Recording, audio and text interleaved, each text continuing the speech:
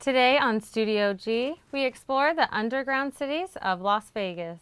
We also give you the lowdown on how to take care of yourself during allergy season. I also get to sit down with Quentin Carter of the Denver Broncos. Your news starts right now.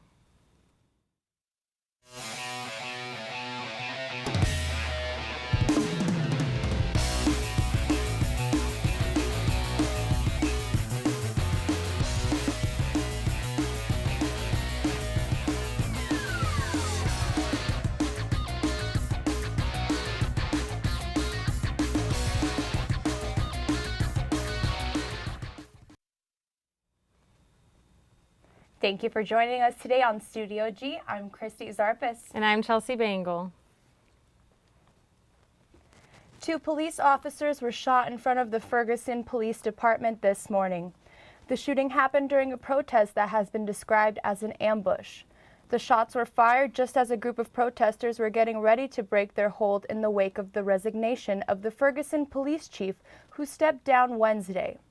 It has been reported that one officer was shot in the face while the other was shot in the shoulder. Both officers are expected to make a full recovery, however, their wounds may have a lasting impression. Slipknot guitarist Mick Thomason has apparently been stabbed in the head by his own brother Andrew during a fight between the 2 siblings. Slipknot frontman Corey Taylor has tweeted on the situation. He wrote, "Mike update. From what I've heard, he's okay. We're sending him all your thoughts. Thank you for that." Police are not sure if they will be making any arrests in the case. The stabbing appeared to be done for the sport. The police have stated that neither individual was very cooperative. Did you know that there's an underground city of people beneath the Strip? Reporter Dina Banning takes us deep into the tunnel system under Las Vegas. Las Vegas is known for timeless shows, the best clubs in the country, and gaming. But just beneath those bright lights, darkness swallows the lives of hundreds of travelers and locals. The flood channels under the city are home to between 300 and 500 homeless residents at a time. The author of the book Beneath the Neon, Matt O'Brien, takes me deep into the trenches of these chilling stories. All of them have their own little population, or most of them do, their own culture, their own artwork, their own, etiquette to a certain sense. So this is just like one small picture of, what's going on all over the valley here in these tunnels. Now, when you think of the tunnel system here in Las Vegas and you think of the Las Vegas Strip, you think of the tunnels being the size of the Las Vegas Strip, which is only 4.2 miles long. But the intricate tunnel system is actually 300 miles long. That's 75 times the length of the Las Vegas Strip. Some people like Travis, afraid Metro will harass him if he's seen on camera, have been living in the tunnels for several years, unable to leave Las Vegas after one pull of a lever or after one hand of cards. I moved out twice, and those 2 times I got on my feet, I got a good job, got a stable place to stay, but I ended up coming back here. Originally from South Carolina, Travis's gambling addiction has him glued to Vegas, and he hasn't left for 13 years. It is depressing because it's not really, a home. But Travis is still aiming for his dream. I wanted to own my own restaurant. Do you like to cook? Yes. After spending countless hours in the tunnels, Matt became an advocate for the people living in them, starting his own community project, Shine a Light. So I started Shine a Light as like a grassroots project to try to help the people down here, whether it's bringing them water, food, hooking them up with social workers so they can get housing and counseling. Shine a Light has helped to house over 100 homeless people. A lot of times we hear that the homeless don't want to be helped, that they want to be homeless, and I found that not to be the case. This woman didn't want her family to see her living in the tunnels, so she asked not to be named, but agreed to go on camera. What do you see for the future for yourself? Right now it's hard to say, being that my boyfriend's just got sentenced to prison. I don't know, because we didn't expect this. Lucky enough for many of these people, there is a light at the end of the tunnel. I just needed time. Do you think that time is what's going to get you out of the tunnels? That plus, and you know, effort, hard work and effort. Thank you, Dina. It's crazy to think that all of those people are living right under our feet. To hear those stories, that's just heartbreaking, huh? It really is. I didn't even realize you see the culture outside of Vegas, but there's a whole culture underneath our feet. It's amazing. One mistake, you know, it could just be anything, brings you down to that point. Well, coming up after the break, I sit down with Quentin Carter of the Denver Broncos and discuss what he's doing for the Las Vegas community. Stay tuned. Nearly 3,000 abused and neglected children live in foster care in Clark County because they cannot live safely at home.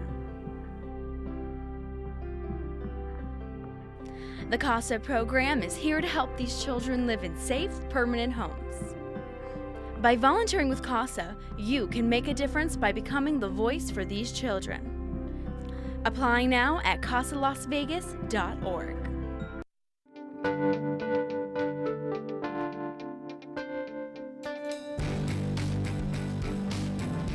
I really like dance club the best, and football is my second favorite. We take kids on hikes, we take them to the Springs Preserve, we take them on career exploration field trips, so they're going everywhere in our city and our community to see what is out there for them. What we want for the kids in our programs is the same you would want for your own kids.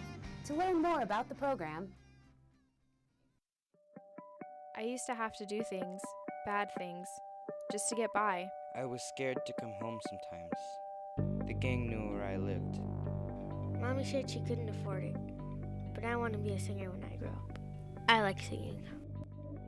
I'm not afraid anymore. My life has changed. My dreams are coming true! I realize now that my world is so much bigger.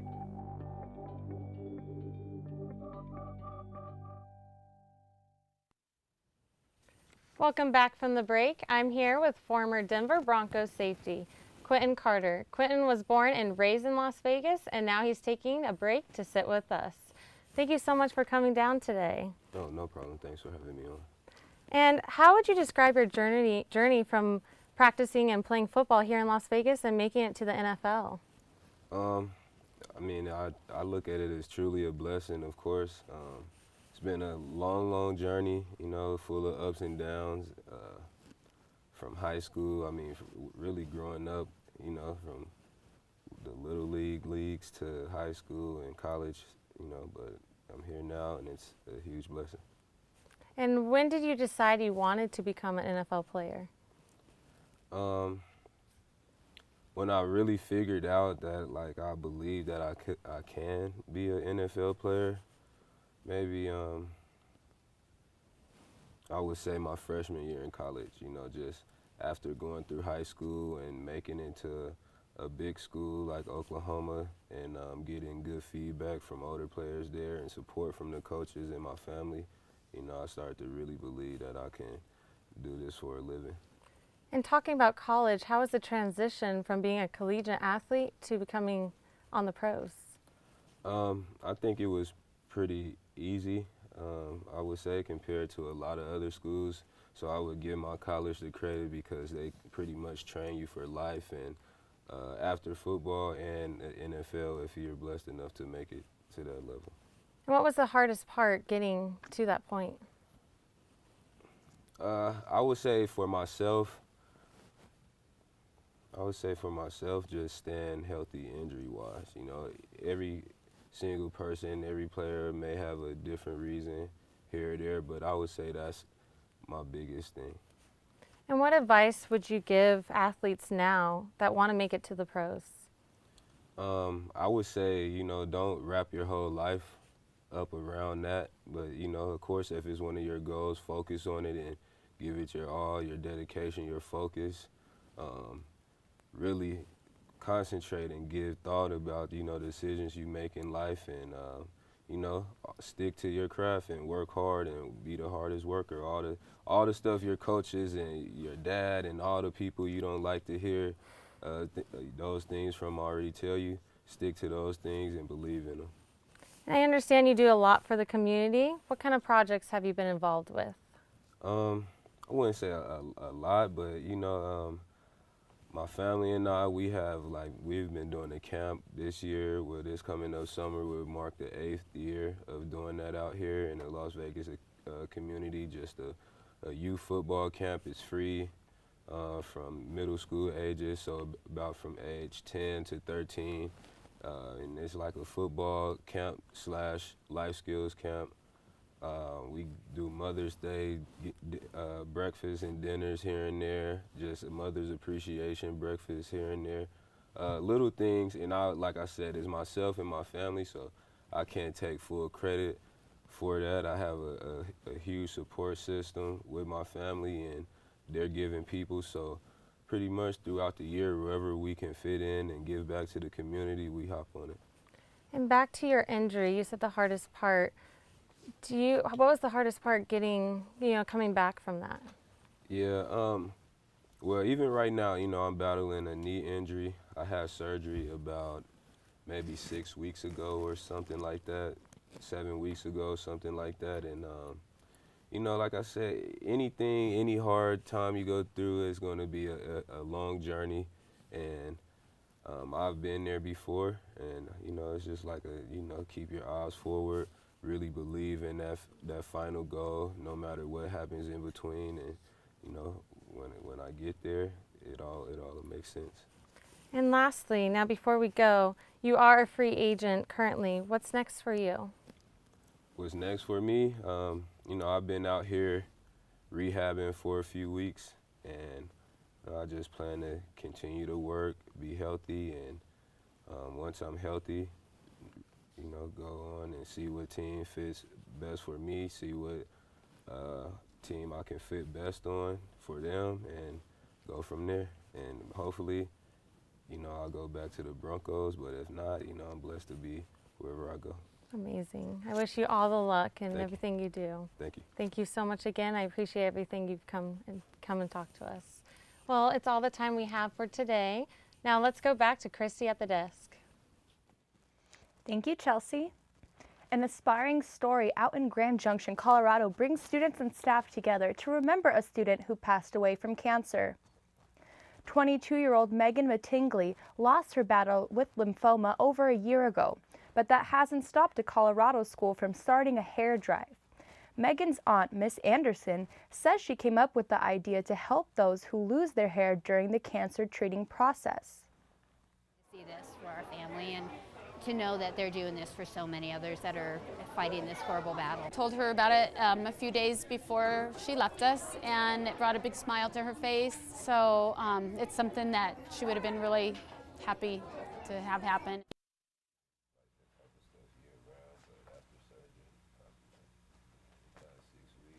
Hairdressers from around the Colorado area also came to help with the drive.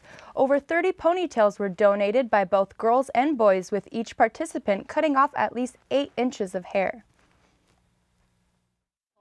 To give up your hair in any circumstance, and to see all these little children really freely and willingly, give that gift is really a special opportunity. I think it's really important because some people are less fortunate than them, so they should try to help them be as much fortunate as you are. I want to help Miss Anderson's family, and I want to help other people who have kinds of cancer. Cutting Hair for Cancer hopes to continue promoting hair drives to raise awareness about the disease and give back to the community. Coming up after the break, Monica fills you in on your national news. Jazz on a Touch of Soul. The show consists of basically jazz and a little soul music, and pulling in a little chill music too, a lot of groups out of the UK. My style of music will help you open your mind more and open your ears to other sounds and other types of music. The name of the show is Jazz on a Touch of Soul. I'm Langston Carter, your host, every Saturday morning from 8 until 10 on rebelhd2.com.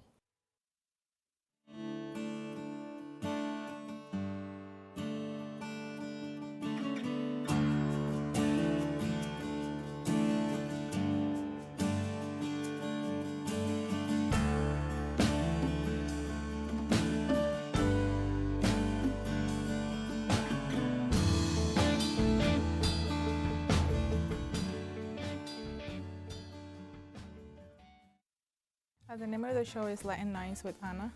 The music is Latin themed, dancing music, like for a Friday night, like if you're going out. While you get ready, you dance to the music that is being played. I would like them to have fun with the music that I play, feel connected to me even though that they don't know me, but that the music that I play for them is what they like and what they want to dance to. My name is Ana and the name of my show is Latin Nights with Ana, and you can listen to me at therebelhd2.com. Welcome back from the break. I'm Monica Medrano with your national news for the week. 11 members of the U.S. military are missing after an Army Black Hawk helicopter crashed Tuesday morning. Human remains were found among the debris along the Florida coast after the training exercise turned tragic. A spokesperson from the Eglin Air Force Base said that fog did play a factor in the crash. Let me begin by adding my personal thoughts and prayers to those of the Secretary of Defense at the loss of the folks on that helicopter. A reminder to us that those who serve put themselves at risk both in training and in combat. And we will work with the services to ensure those survivors, or I should say their family members, will be well cared for. This is the latest of multiple non-combat related crashes that happened earlier this year. Those crashes include a Marine Corps pilot who went down in western Nevada. Another unarmed teen has been shot by police officer, this time in Madison.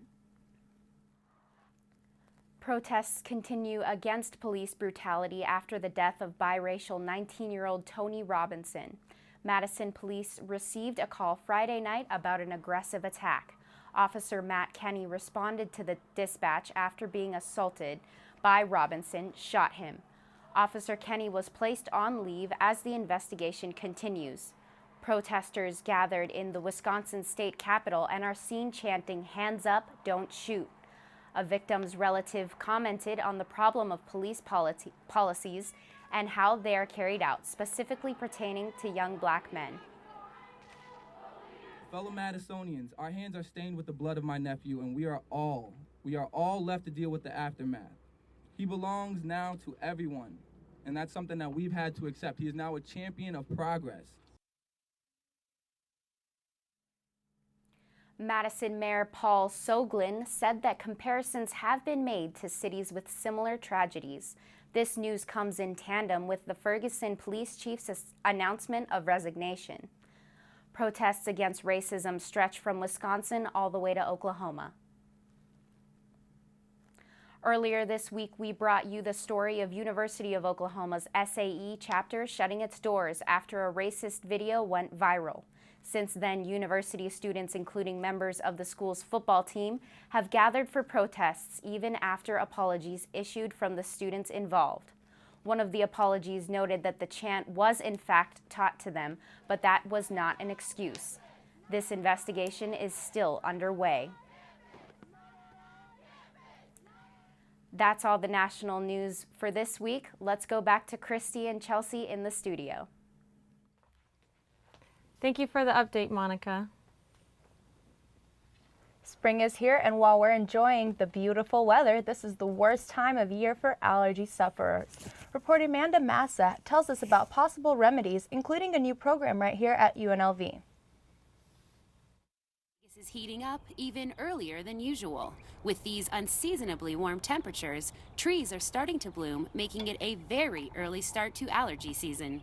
Our trees in the valley are growing larger and larger and producing more and more pollen, so every year we seem to have more and more problems with allergies. UNLV and the Clark County School District are reviving a program that tracks when and how much pollen is in the air. The goal of the program is to help those with allergies take preventative measures. Good for me to know what is high out there so I can prepare myself with taking the allergy medicine or the nasal sprays early. So when I do step outside my home, I'm not having the runny nose and the watery eyes. Pollen counts are collected atop Whitehall each day, while a control sample is collected in Jean once a week. The pollen is then put under a microscope to be analyzed. What they found is an unusually high count of mulberry. With these increase in temperatures lately, we have actually seen the bloom come earlier than it usually does. Dr. Joel Katz of the Allergy and Asthma Center says a lot of people seek treatment for regular sinus infections because the symptoms are so similar. Stuffy runny nose, congestion, cough, shortness of breath and wheezing, which are asthma-like symptoms, and then skin rashes. Katz says that skin testing is the best way to test for allergies. From there, relief can come in the form of antihistamines, nasal steroids, and asthma inhalers to shots tailor-made for you. Make a strong solution and then we dilute it down, and then we bring people in for a series of shots to desensitize them. The allergen in the air right now is the pollen from the ash trees. Towards the end of March will come mulberry, and then the biggest culprit, the olive tree. Olive is more potent as an allergen rather than so olive is more worse than mulberry is, but we're not seeing a lot of olive right now. It doesn't really bloom until later in the year or later in spring, usually around April or May. Reporting for Studio G, I'm Mandy Massa. The pollen counts from Whitehall are available online each day before noon on the American Academy of Allergy, Asthma, and Immunology website, as well as the website for the Clark County School District. Wow, what an amazing program UNLV has, to help students out. I know it's kind of useful because we don't want to be taking allergy medicine every day, so it's good to know the days that we really need to have our Benadryl in our bag so that we don't... Ready to go, yeah. So we're not sneezing or coughing during a test. Yeah, because no one wants to get sick or be that person, or right? be that guy. After the break, a fossil story, 2.8 million years in the making. You don't want to miss this. Through our events, we promote that we are a national service fraternity. We do service to our campus, to our community, to our college, and to our nation as participating citizens. Our cardinal principles are leadership, friendship, and service, and that you can have a great time helping out your local community and your college. We are the Alpha Zeta Upsilon chapter of Alpha Phi Omega, a national co-ed service fraternity. My show is called Window on the Middle East, and it deals with all the issues that deal with the Middle East. Middle East is a very important part of the world.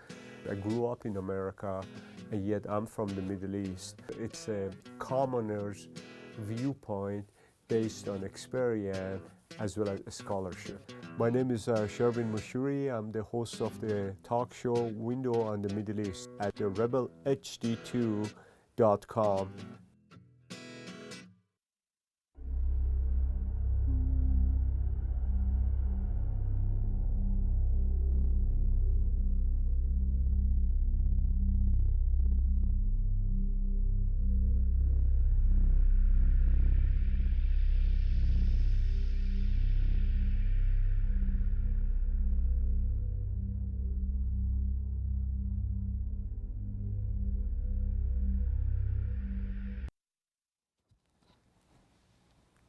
A recent discovery of 2.8 million year old fossilized jawbone is helping scientists fill a gap in the evolution of modern human. Ezra Maha has the story.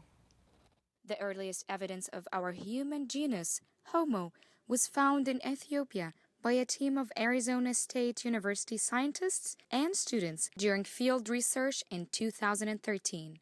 I sat down with Brian Villamore, a UNLV anthropologist who led the research team in Ethiopia. The reason it's important is because it looks like much later fossils. So before 3 million years, human ancestors were very ape-like. So they had long arms, they lived in a forested environment, they're about the size of chimpanzees. And if you'd seen one, you would have said that looks like an ape. That, they lived in the forest, ate fruit.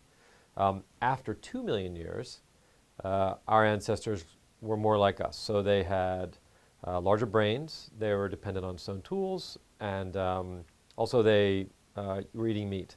Since 2002, we've been targeting this specific time frame because we knew that it was a critical point in human evolution. Before we're ape-like, after we're human-like, so something interesting and important must have happened during that time period.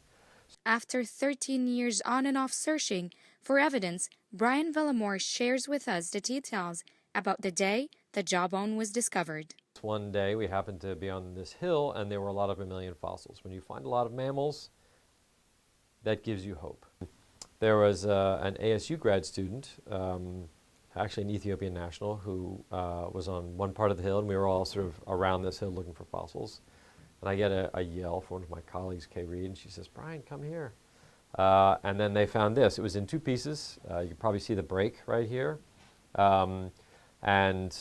These teeth were actually broken off, so we had to screen for those. But when we saw this, right away we knew it was fairly important, because it was clearly a human, and it had some of the features that we associate with Homo. It's safe to say that we were jumping up and down the side of the hill. Unfortunately, we don't have more, so we found this in 2013, so we were back this year, and we're going to be going back next year and probably many subsequent years to try to find more of this species. This one hill is particularly productive, so we have hope that we may find more. For Studio G, this is Esra Malha. It is still early days to say that educational productions will be out soon for kids to learn about the discovery in schools. However, anthropologist Villa Moore tells us that there are possibilities projects in the making right now. Get ready to practice your blue steel because Derek Zoolander and Hansel make their return to the runway.